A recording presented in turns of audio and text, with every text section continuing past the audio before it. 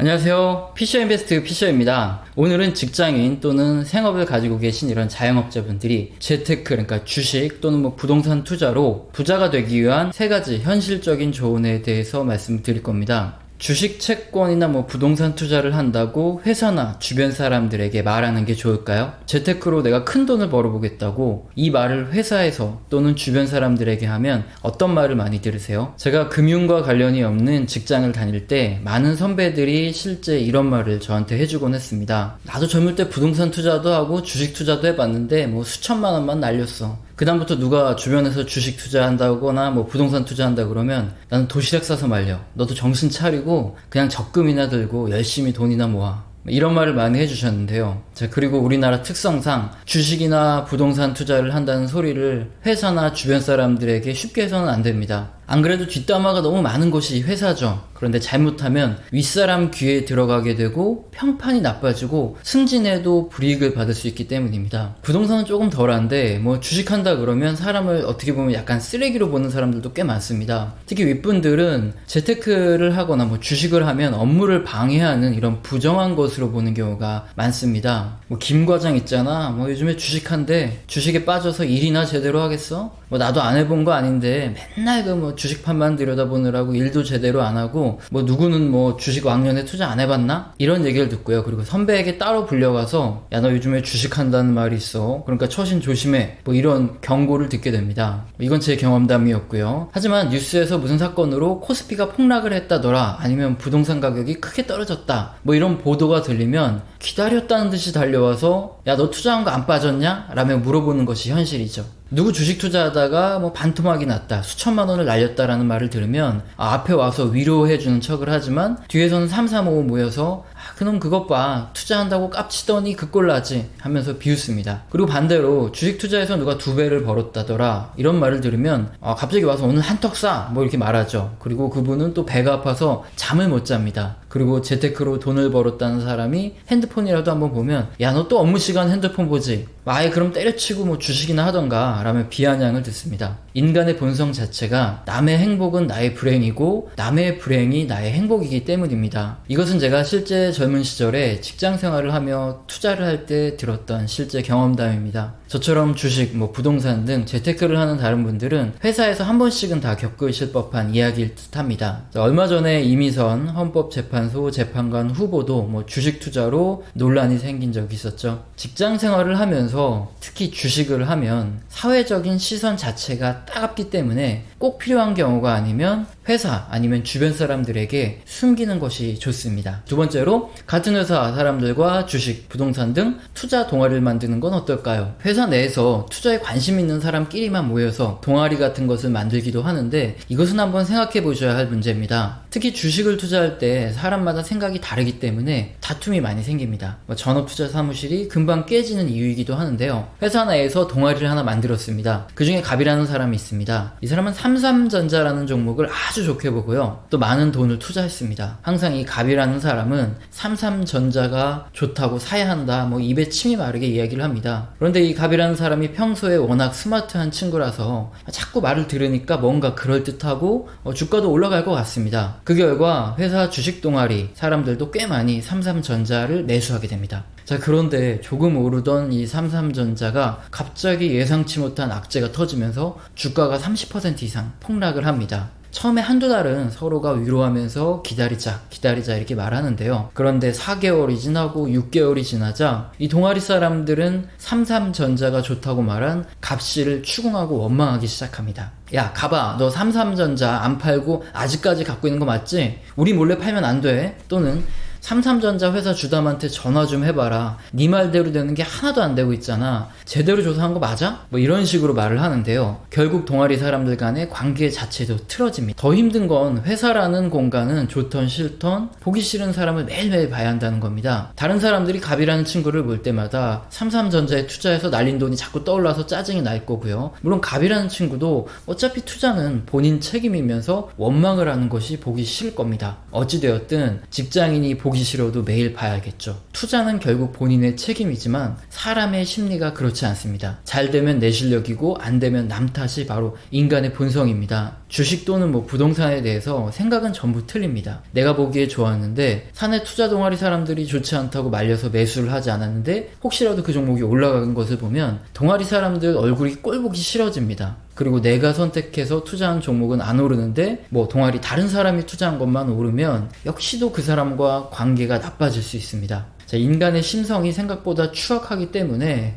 특히나 좋던 싫던 매일매일 얼굴을 봐야 하는 이런 직장 사람들과 투자 관련 모임을 하는 것은 주의를 해야 합니다. 자, 그럼 제가 지금까지 하지 말라는 것 두 가지가 있었는데 그럼 해야 될 것은 무엇일까요? 주식이건 부동산이건 자 바로 오를 때 따라서 투자를 해야 한다고 생각하지 말고 다 죽어가고 관심이 없을 때 투자를 하는 게 수익을 볼 확률이 높다는 겁니다. 시장에 비관론이 넘치고 거들떠보지 않을 때 투자를 해야 큰 수익이 납니다. 주식 부동산에서 나도 한번 투자를 해볼까? 라며 관심이 생기는 시점은 가격이 올라갈 때입니다. 여기저기 뭐 TV나 증권방송 아니면 뉴스에서 좋은 소식이 들려와서 별 관심도 없던 내 귀에까지 온 것은 이미 알만한 사람들 그리고 투자할 만한 사람들은 전부 그 정보를 알고 있거나 이미 투자를 다 하고 있다는 말입니다. 애널리스트 레포트 또는 뉴스 기사, 증권 방송의 전문가들이 앞으로 뭐 2배는 더 오른다 이런 장밋빛 전망이 쏟아지고요. 아니면 뭐 부동산이 앞으로 더 갈 것이다. 한없이 더 갈 것 같은 이런 소식이 들려옵니다. 물론 그리고 나서 더 올라가는 경우도 분명 많습니다. 하지만 경험상 모두가 좋다 하는 시점은 시간이 좀 지나서 보면 꼭지점일 가능성이 가장 높습니다. 자, 그런 경우 주식의 경우에는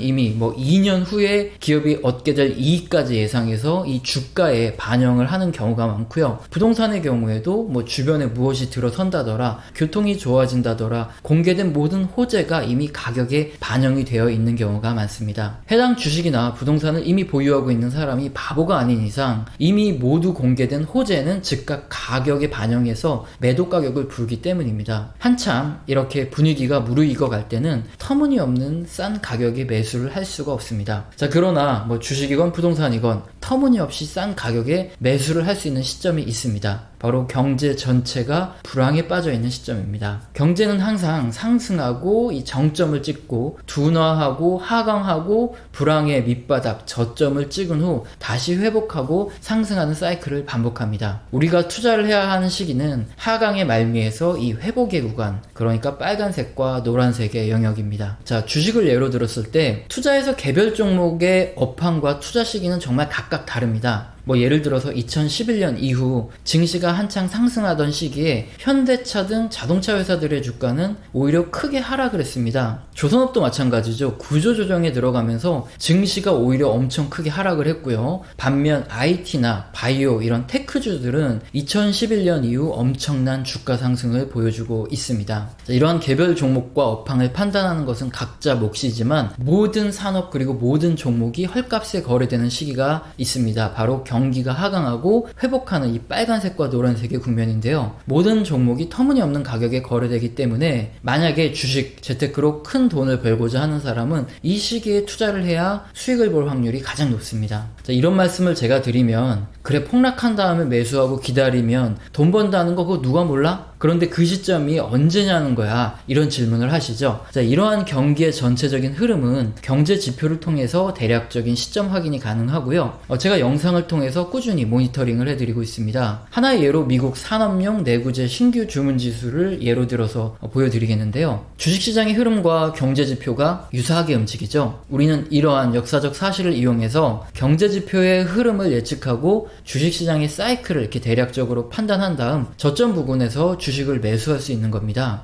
내구재는 기업들이 제품을 생산할 때 필요한 기계 장치나 공구, 운반도구, 자동차 이런 것들을 말하는데요. 내구재의 주문이 증가한다는 것은 기업들이 수요 증가에 대비해서 제품 생산을 늘려야 되죠. 그러니까 기계 설비를 늘린다는 의미고요. 설비를 늘리고 나면 제품의 생산도 늘어나고 판매가 돼서 경기가 회복되는 구간입니다. 기업들이 수요도 없는데 비싼 대출금을 받아서 기계 설비를 늘릴 이유가 없기 때문이죠. 반대로 내구재 주문이 감소한다는 것은 기업들이 설비 투자를 감소시킨다는 건데요. 기업이 판단할 때 앞으로 수요가 감소할 수 있고 되고 제품 판매도 감소할 수 있기 때문에 공장을 짓거나 기계 설비를 주문하는 것, 이런 설비 투자를 하지 않는 겁니다. 향후 경기가 둔화되고 주식시장이 하락할 가능성이 높은 구간이라는 것을 알 수 있죠. 자, 이렇게 매도의 타이밍은 설비 투자가 감소하는 구간이고, 매수의 타이밍은 2001년 IT 버블 또는 2008년 금융위기, 이렇게 내구재 주문이 크게 감소한 다음에 다시 내구재 주문이 저점을 찍고 서서히 회복되는 이런 구간입니다. 그러나 우리는 실제 경제가 회복되는지는 모르고 살지만 기업은 현장에서 판매량을 보면서 설비 투자를 늘리거나 줄입니다. 기업들은 실물 경기를 이렇게 실시간으로 현장에서 확인할 수 있고, 이러한 데이터가 경제 지표에 그대로 드러나는 것입니다. 이렇게 서서히 수요가 늘어나고 제품의 판매가 증가하고 기업들이 설비 투자를 늘리고 고용을 늘리는 구간은 경기가 회복되는 시점이고요. 직장이 있거나 생업에 종사하시는 제 영상을 보고 계신 투자자분들이라면 해당 시점에 과감히 주식을 투자해야 큰 돈을 벌고 부자가 될 수 있는 거의 유일한 시기입니다. 하지만 대부분의 사람들은 이런 실물 경제를 확인할 수 있는 다수의 경제 지표를 종합하고 투자 시기에 판단을 내리는 것이 쉽지 않기 때문에 지금이 매수를 해야 할 시점인지 매도를 해야 할 시점인지 알지를 못합니다. 제가 이 유튜브 영상을 통해서 경제 지표를 매일 모니터링을 해드리는 이유가 바로 이것인데요. 시장의 뉴스에 흔들리면서 일희일비하는 것이 아니라 경제 지표를 근거로 해서 감정이 아닌 합리적인 이성에 근거하여 주식 및 채권의 매수, 매도의 시기, 그리고 비중을 설명드리는 겁니다. 지난 글과 제 영상을 하나하나 차근차근 보시면 이 주식과 채권, 이 비중, 그리고 매매 타이밍에 대한 판단을 내리는 데 도움을 받을 수 있습니다. 중요한 것은 이해가 안 되신다고 그냥 넘어가거나 아니면 오해를 하시는 것이 아니라 반복적으로 보고 듣는 것입니다. 경제를 보는 새로운 시각을 가지실 수 있을 겁니다. 자, 그리고 이런 말씀을 드리면 그럼 누구나 부자 되었을 텐데 왜 그렇지 않나요? 이런 질문을 하시는 분이 있죠. 여러분은 1, 2, 3번 중에 어떤 분들인지 한번 생각을 해보십시오. 첫 번째, 향후 몇 년 내에 폭락이 올 가능성이 경제지표를 봤더니 높은데 해당 시기까지 매일매일 열심히 경제지표를 모니터링하면서 지금 차근차근 때를 준비하고 현금을 쌓고 채권을 투자하면서 이렇게 준비를 하고 계시다. 이게 1번이고요. 두 번째, 지금 주식이건 펀드건 ELS이건 이미 투자를 하고 계신 경우입니다. 그리고 세 번째, 은행에만 맡겨두고 경제 공부는 전혀 하지 않으신 이런 경우입니다. 자, 제가 봤을 때 첫 번째에 해당되시는 분들은 거의 없고요. 두 번째와 세 번째에 해당되시는 분들이 95% 이상이기 때문에 모두가 부자가 되지 않는 것입니다. 자, 이 영상을 보셨다면 첫 번째에 해당하는 분이 되셔야 되는 거죠. 그래서 폭락 이후에 큰 돈을 벌고 부자가 될 수 있는 시기를 놓치시면 안 됩니다. 자, 오늘 영상도 마음에 드셨다면 구독과 좋아요 꼭 눌러주시고 지속적으로 시청 부탁드립니다. 감사합니다.